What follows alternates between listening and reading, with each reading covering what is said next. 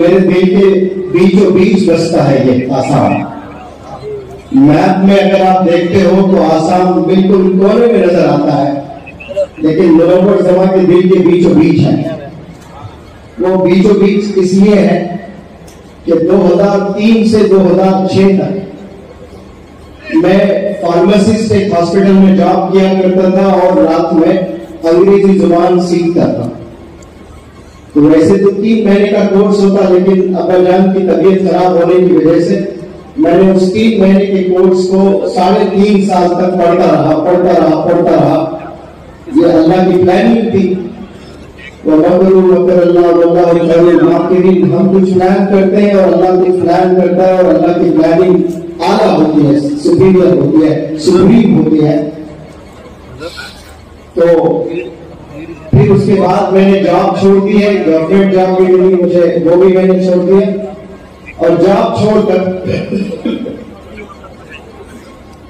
मैं जब teaching line में आया, टीचर बना 2007 में। 2007 से 2016 तक पूरे 10 साल में अंग्रेजी पढ़ाता रहा।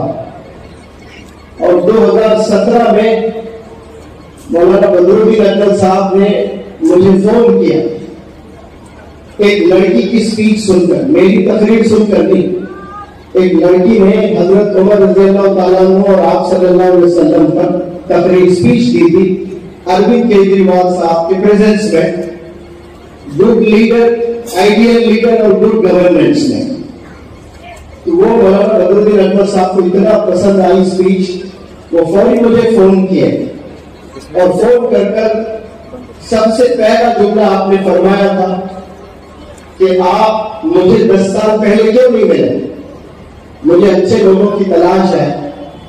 तो आपने कहा फौरी आप जहां भी हैं आप हो जाए आसाम तशरीफ ले आइए। तो मैं आसाम गया, वहां पर वर्कशॉप किया। तो वहां मैंने लड़कियों को एक स्पीच दी थी हॉस्टल गर्ल्स के लिए। ऐसे दहाड़े मार मार कर रो रही थी लड़कियां वो स्पीच सुनकर। और पूरे दुनिया के कंट्रीज, शायद कोई कंट्री बचा होगा, वहां से मुझे कॉल्स आए।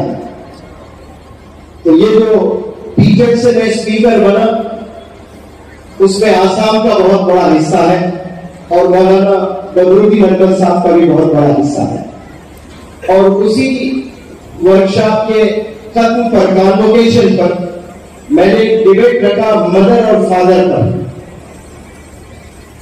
और वो जलालिया मदरसे के शेखुद्दीन शमसुद्दीन साहब की बिटिया और एक करीमगंज से ही एक लड़की, एक मदर और एक फादर को फेवर कर रहे थे।